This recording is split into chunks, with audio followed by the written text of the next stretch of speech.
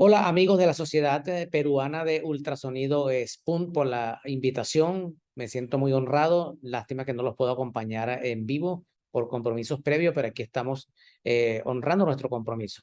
Vamos a hablar en esta oportunidad de las anomalías quísticas congénitas de la vía biliar en pediatría o enfermedades fibropoliquísticas. Eh, y vamos a ver cómo podemos hacer el diagnóstico por ultrasonido y el Doppler.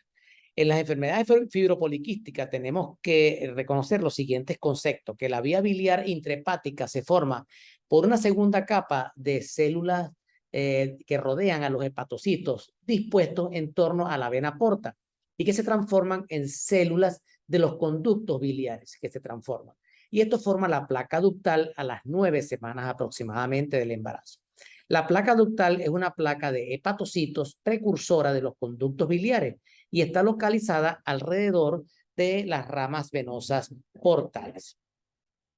Las enfermedades fibropoliquísticas todas son derivadas de una malformación congénita de la placa ductal que da origen a la vía biliar durante el desarrollo intrauterino. Y tenemos que reconocer entonces la siguiente segmentación de la vía biliar. Tenemos primero los canalículos biliares. Estos forman los conductos perelobales de Hering. Posteriormente el conducto hepático derecho y el conducto hepático izquierdo. Hasta allí son vías biliares intrahepáticas. Y posteriormente tenemos las vías biliares extrahepáticas, donde tenemos el conducto hepático común y posteriormente el conducto biliar común o el colédoco, que a su vez recibe también bilis del conducto cístico que viene de la vesícula biliar. Entonces, de los canalículos biliares vamos a tener que se forman las siguientes patologías: los amartomas y la fibrosis hepática congénita. De los ductos biliares de tamaño medio, o sea, de los ductos biliares interlobares, se origina la enfermedad poliquística hepática. De los ductos biliares de gran tamaño, o sea, de los conductos hepáticos derecho e izquierdo, se forma o se origina la enfermedad de Caroli. Y de la vía biliar extrahepática, el quiste de colédoco. O sea, de cada uno tiene su origen a nivel de cualquier sitio de donde se formó originalmente la placa ductal.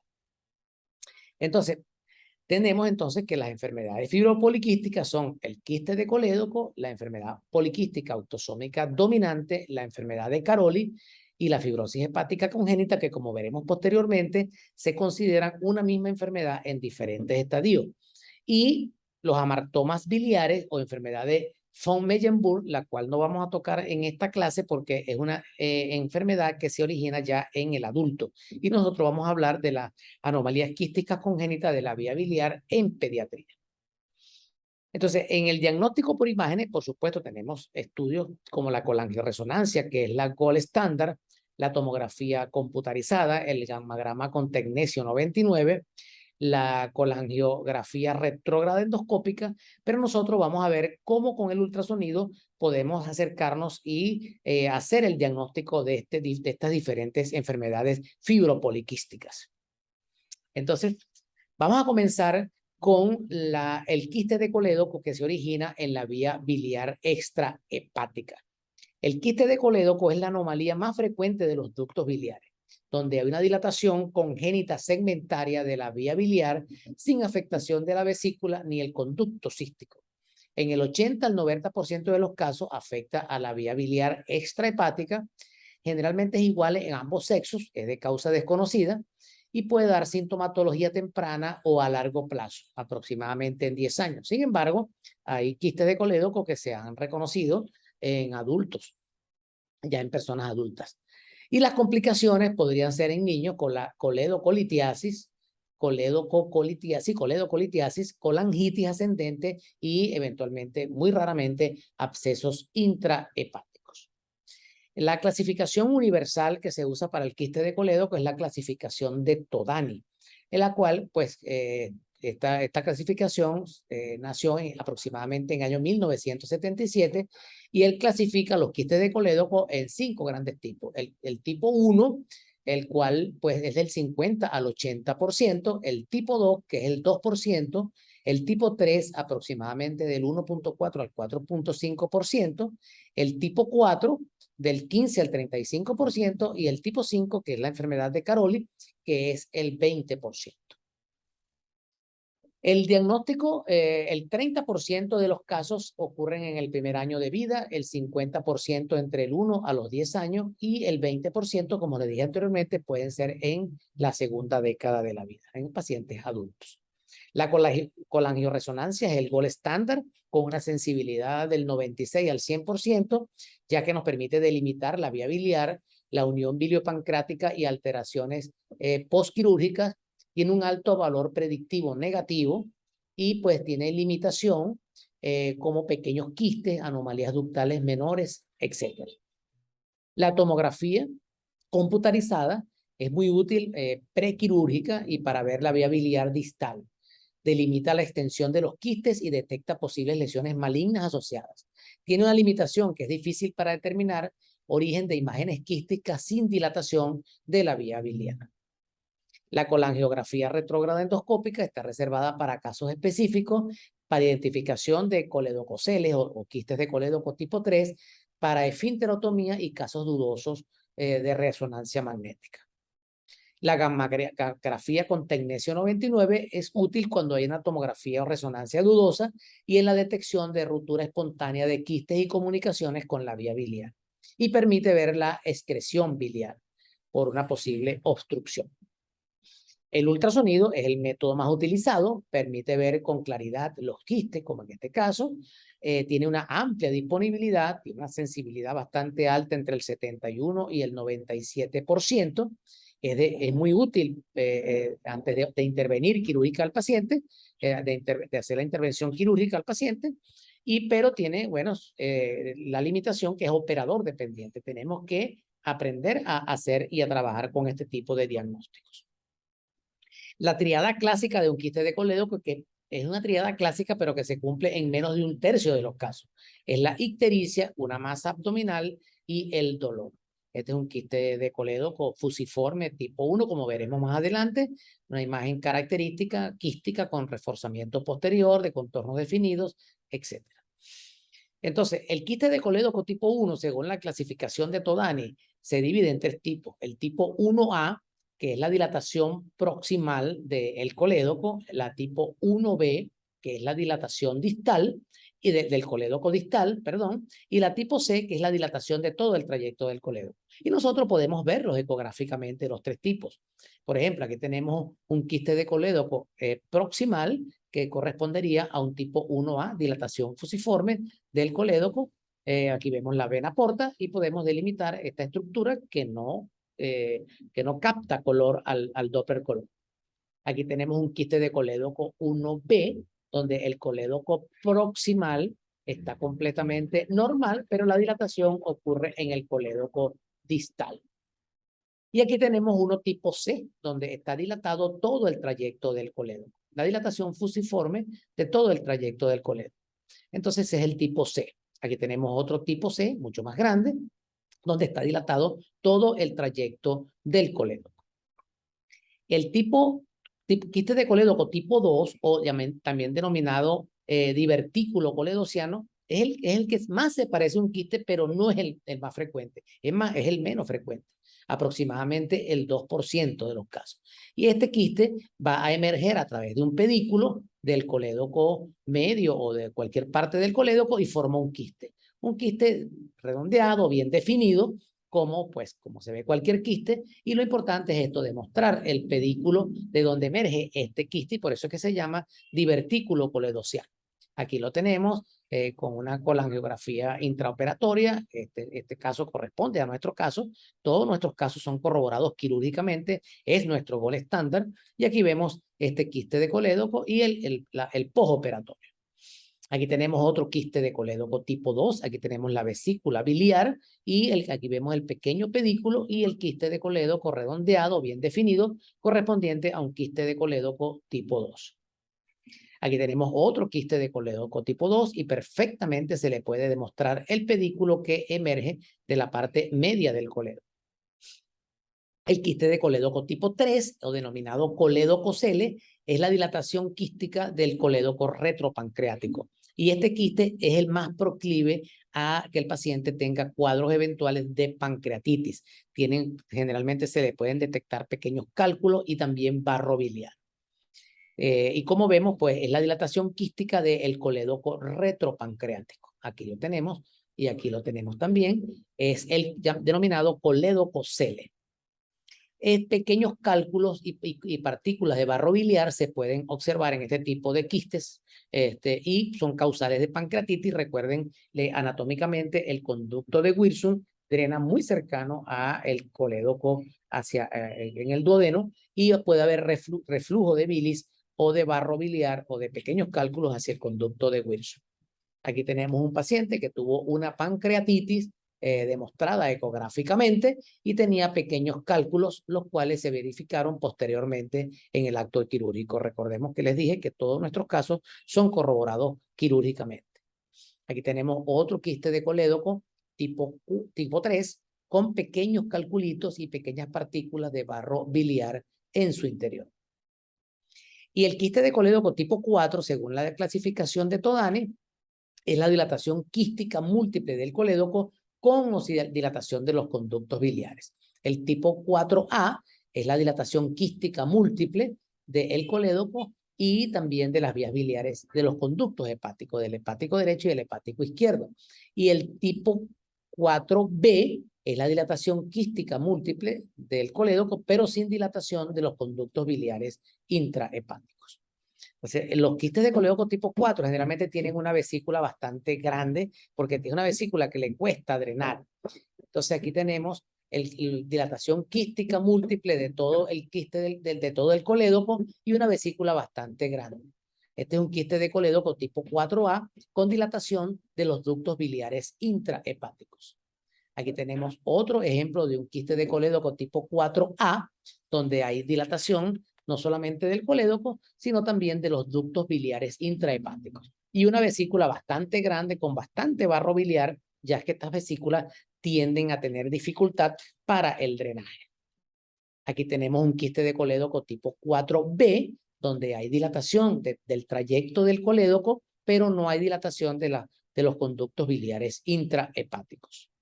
Aquí tenemos otro ejemplo de un quiste de colédoco tipo 4B, donde tenemos dilatación quística de todo el trayecto del colédoco, pero no tenemos dilatación de los ductos biliares intrahepáticos.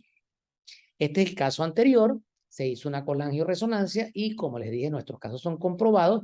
Esta es la pieza postoperatoria de este quiste de colédoco tipo 4. Y cuando vimos este quiste nos hicimos una interrogante, ¿será un quiste de colédoco tipo 2? Porque le veíamos la emergencia y el pedículo acá, y el quiste de colédoco bastante grande. Aquí lo vemos, es un quiste que medía 80 por 72 milímetros, y al principio nos planteamos que era un quiste de colédoco tipo 2. Pero cuando vemos las vías biliares intrahepáticas, tanto el hepático derecho como el hepático izquierdo estaban dilatados. Entonces, esto le cambia la clasificación y en vez de un tipo 2 se convierte en un quiste de colédoco tipo 4A. El diagnóstico diferencial de los quistes de colédoco tenemos la atresia biliar quística, los quistes hepáticos, quistes de ovarios pediculados que pueden estar en contacto con el parénquima hepático, quistes de mesenterio, quistes de duplicación duodenal u otros quistes abdominales. La atresia biliar quística, recuerden que no es lo mismo un quiste de colédoco que una atresia biliar quística. La atresia biliar quística es una atresia de vías biliares que cursa con un quiste de colédoco. En este caso tenemos una atresia biliar quística clásica con presencia de cordón triangular, engrosamiento de la arteria hepática, la cual mide 3.1. Tenemos un quiste de colédoco tipo 2, pero tenemos una vesícula pequeña, de contornos irregulares, hipoplásica con escasa luz, correspondiente pues en este caso a una atresia biliar quística. Aquí tenemos lo que parecía un quiste de colédoco fusiforme tipo 1, pero este paciente también tenía una vesícula pequeña, atrófica, sin pared, con escasa luz, y pues siguiendo nuestro protocolo también le colocamos el Doppler color para demostrar flujo subcapsular hepático, el cual estaba positivo, lo que nos habla de que esto no era un quiste de colédoco tipo 1, sino de una atresia biliar quística, la cual fue corroborada posteriormente quirúrgicamente.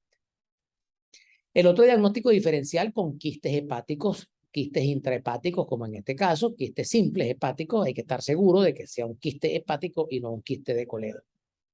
Igual con los quistes de ovario, que son grandes y pediculados, que pueden estar cercanos al parénquima hepático. Miren acá que este es un quiste de colédoco tipo 2 con su pedículo. En cambio, este otro era un quiste de ovario pediculado que estaba pegado por debajo del parénquima hepático.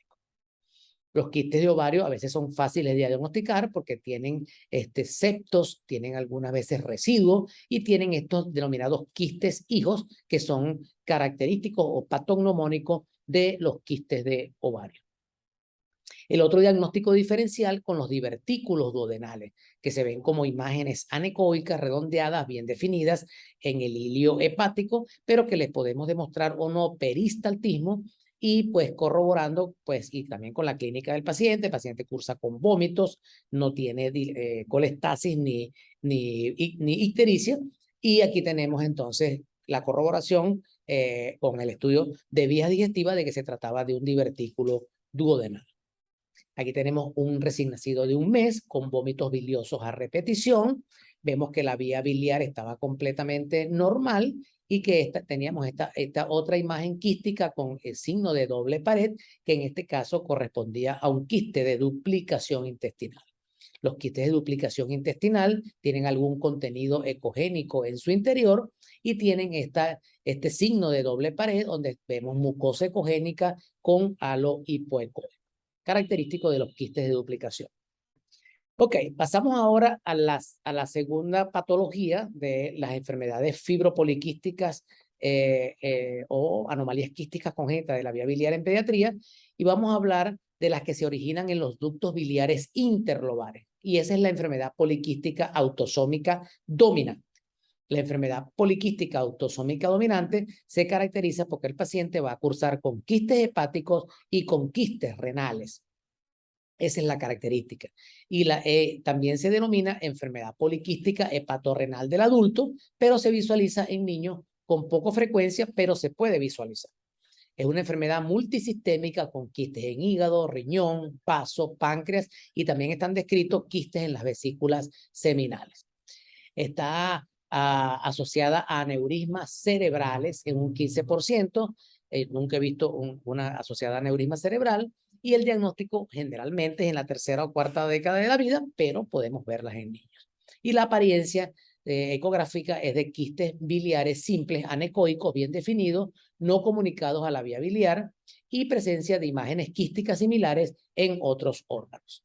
Aquí tenemos entonces un masculino de 5 años con presencia de quistes a nivel renal, y también tenemos quistes en el hígado, característica de la enfermedad poliquística autosómica dominante. Aquí tenemos un niñito de 5 años que tenía antecedentes familiares de riñones poliquísticos y tenía quistes a nivel de los riñones, y también tenía quistes renales y tenía quistes hepáticos.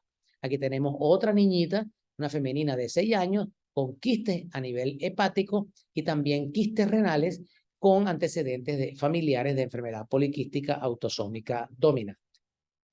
Aquí tenemos otro casito, una niñita con una hepatomegalia de 3 años, tenía la niñita, quistes a nivel del lóbulo derecho del hígado, tenía quistes renales y también tenía quistes pancreáticos, como en este caso, fíjense los quistes pancreáticos que se ven mucho mejor con el transductor lineal con visión trapezoidal.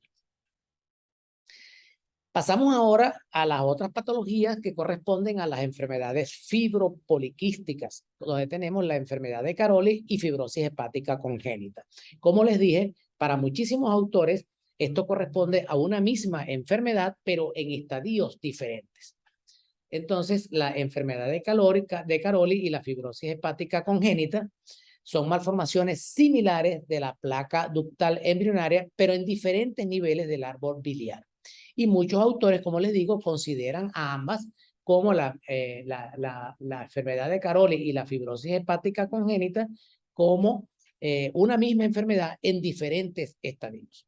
Entonces, la fibrosis hepática congénita se origina de los canalículos biliares, mientras que la enfermedad de Caroli se origina en el conducto hepático derecho o en ambos, en el conducto hepático izquierdo también, y posteriormente, debido a las zonas de fibrosis que se producen por la fibrosis hepática congénita, se van a ver dilataciones quísticas del árbol biliar intrahepático. Entonces, la enfermedad de Caroli es una enfermedad autosómica recesiva que produce una ectasia comunicante congénita del árbol biliar, condicionada por una involución incompleta de la placa ductal, con persistencia de los conductos biliares embrionarios y dilatación multifocal y sacolar de los ductos biliares intrahepáticos con comunicación o no a la vía biliar extrahepática.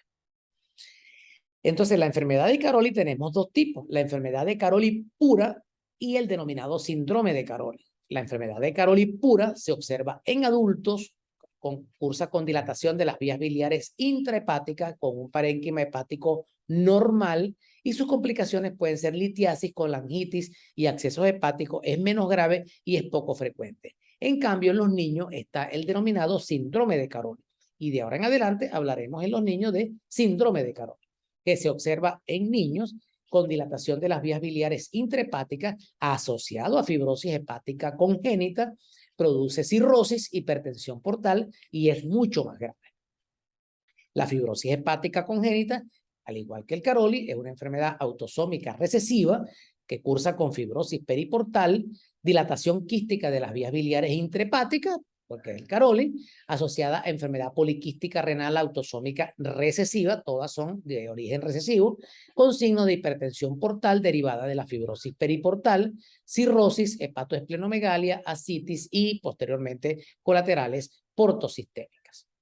Entonces, aquí vemos un ejemplo, un paciente que cursa con esta enfermedad, con signos de fibrosis periportal, un hígado de aspecto fibrótico, con imágenes quísticas en su interior, dilatación de las vías biliares intrahepáticas.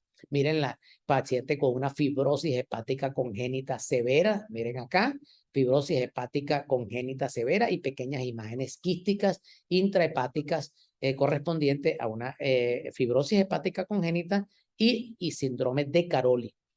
Aquí tenemos uno de nuestros primeros casos. Fíjense el aspecto en el lóbulo derecho del hígado de la fibrosis periportal. Miren el aspecto de la fibrosis periportal y las imágenes quísticas intrahepáticas correspondientes a fibrosis hepática congénita y síndrome de Caroli. Aquí tenemos un ejemplo clásico y un signo que es un signo determinante, que es el signo del punto o el dot sign. Si usted ve el signo del punto o el dot sign, eso es prácticamente característico o patognomónico de la enfermedad de Caroli, donde vamos a encontrar pues una imagen quística con un punto blanco en su interior que corresponde a una rama portal. Entonces, pues, este signo está muy descrito en tomografía, sobre todo en tomografía con contraste, pero nosotros los podemos, con bastante paciencia y con los traductores adecuados, podemos demostrarlo ecográficamente. Y aquí vemos que este paciente tenía dilatación de los ductos biliares intrahepáticos, del hepático derecho y el hepático izquierdo. Aquí tenemos otro paciente con la presencia del punto, del dot sign, correspondiente pues, a patrón característico de la enfermedad de Caroli. En este video podemos ver algunos sitios donde podemos encontrar acá, podemos encontrar el dot sign o signo de el punto. Y aquí vemos la comparación del ultrasonido del dot sign o signo del punto con la tomografía con contraste. Esta tomografía la extrajimos de una página que se llama medcampus.io, pero para demostrarles cómo tanto ecográficamente como tomográficamente se puede ver el signo del punto o el dot sign, que es patognomónico o característico de la enfermedad de Caroli.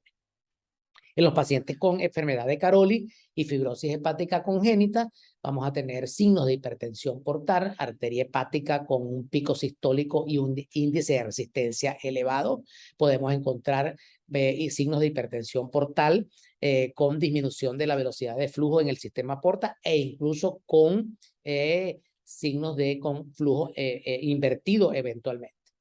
Aquí tenemos otro paciente con enfermedad de Caroli. Fíjense la dilatación de las vías biliares intrahepáticas, el conducto derecho e izquierdo.